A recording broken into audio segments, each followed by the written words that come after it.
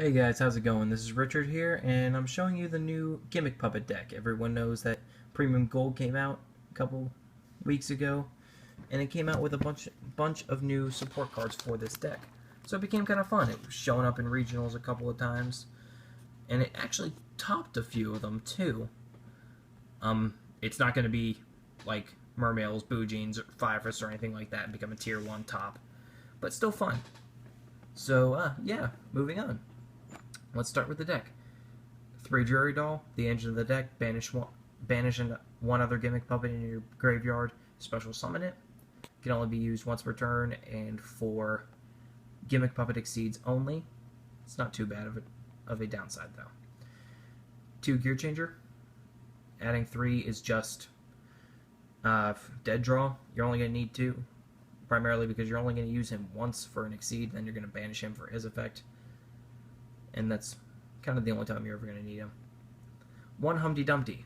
Humpty Dumpty is only in one copy in this deck because you're only going to ever need him once. You don't want to sit on him for an entire turn with 0 attack and end up using his effect to special summon something like Jury Doll or Magnet Doll, and you can't even use him. Next, speaking of which, we have the 2 Magnet Dolls. 2 instead of 3 again because it's a dead draw. Because you need your opponent and yourself to have monsters on the field, and you have to have all Gimmick Puppets.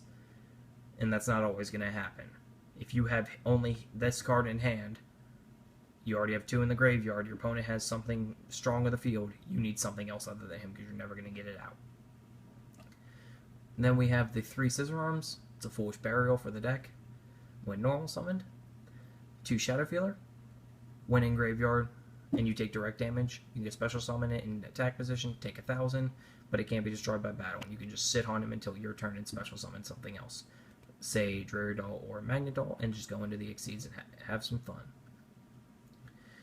And the only downside is whenever you detach him, instead of going to the graveyard, it has to be banished. And it's not that bad because he can be special summoned in other ways. It's not just that. That's the beauty of these cards, is that there's so many ways to get them out. There's no limit to how much you can do with it. Now we have the 1 Machina Fortress.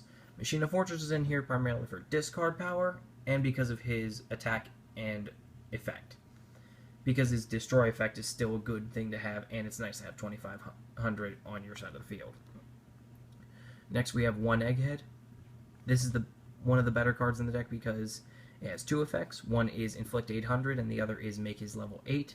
You're really never going to use his inflict damage effect unless you want to end him for game like you would with Gaga Cowboy, but primarily you're only going to use the effect to discard a Gimmick Puppet and then make him level 8, and primarily that card I've always seen was Jury Doll. Then special summon it, and then bring out an Exceed. Now we have the newest card of the deck, which is Destroy, which I believe is coming out in Primal Origins. Do not quote me on that because I'm not 100% sure. His effect is nice. What it is you can destroy a Gimmick Puppet, and if he was destroyed and sent to the graveyard by any effect or battle whatsoever, special summon up to 2 Gimmick Puppets from your hand. So really you're only going to use his effect to destroy himself and then summon 2 from your hand. That's not really a bad thing. Get rid of 1, gain 2. Always nice. Then we have Gen X Ally Birdman. Birdman's here for the Star Eater play. You have all level 8s, you got 1 level 3, simple math. 2 Effect Failures, because Effect Failure. 1 Dark Arm Dragon, because Dark Arm Dragon. And then the odd one of the deck is Witch of the Black Rose. Witch of the Black Rose is honestly in here, I'm not going to lie, strictly because of Beazle. It's a tuner, level 4, that I can use for Scissor Arms or Humpty or something like that, for Beazle. Plus, it's only there for his summon and banish effect. That's really it. You're not going to use it for anything else. That's why there's only 1 in here, because you're never going to run into it that much, which is always a nice thing too. Moving on to spells, we have 3 Junk Puppet. It's a monster reborn for Gimmick Puppets. It's a once per turn effect though. Then we have the new Chaos rank up. Its effect when in grave is when a rank 5 or higher is special summoned, you can take this card from the grave and add it to hand. That's why this card was basically made for Gimmick Puppets. Then we have 3 Trade-In for draw power. Mystical Space Typhoon because you always want to destroy your opponent's back row. Foolish Burial to get your things engraved, Allure Darkness for draw power, Dark Hole because it's Dark Hole, Trap Stun to just basically save yourself from Mirror Forces or other things like that. And then we have Solemn Warning and Torrential for the stables.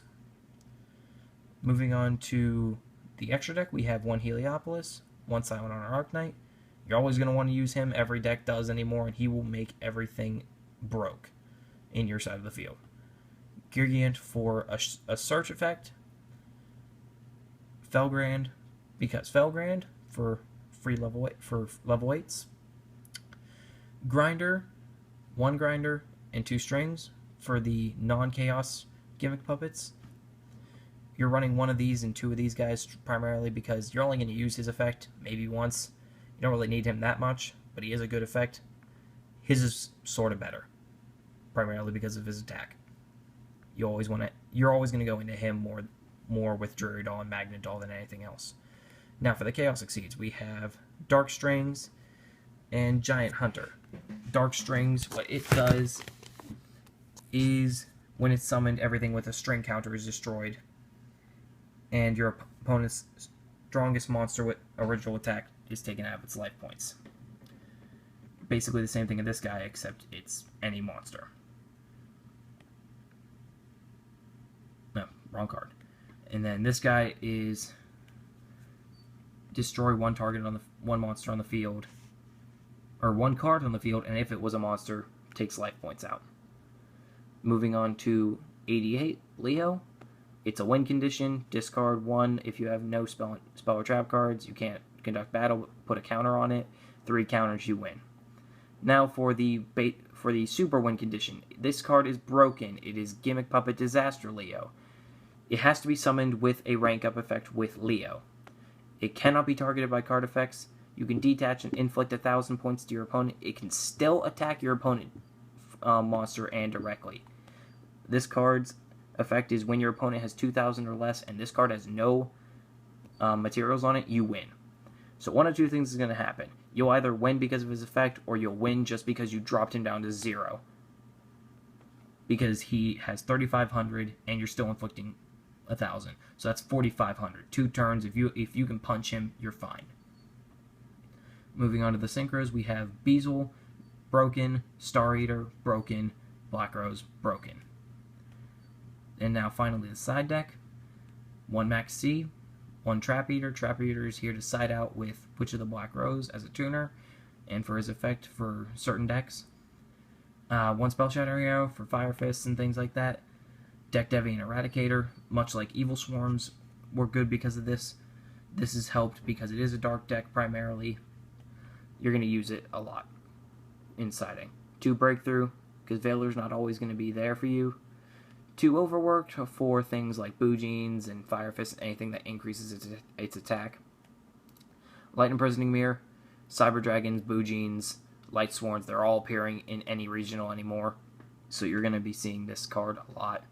And 2 Imperial Iron Wall. Lots of banishing. But it doesn't hurt you that much, which is a nice thing. So, that's the deck, everyone. Hope you enjoyed the brief presentation. Keep in mind there are 2 cards. Well, 1 card in particular, but 2 copies is 2 Lances that you might want to side out. Probably what I'm going to do is take out the Spell Shattering Arrows and put Lances in there. Because you do have the Eradicator and you do have the MSTs. So, that's pretty much the deck. Let me know what you think, guys, and enjoy wreaking havoc on regional players with this, because you're going to catch them off in surprise, and they will primarily never have a side deck for this except System Down. Alright, enjoy.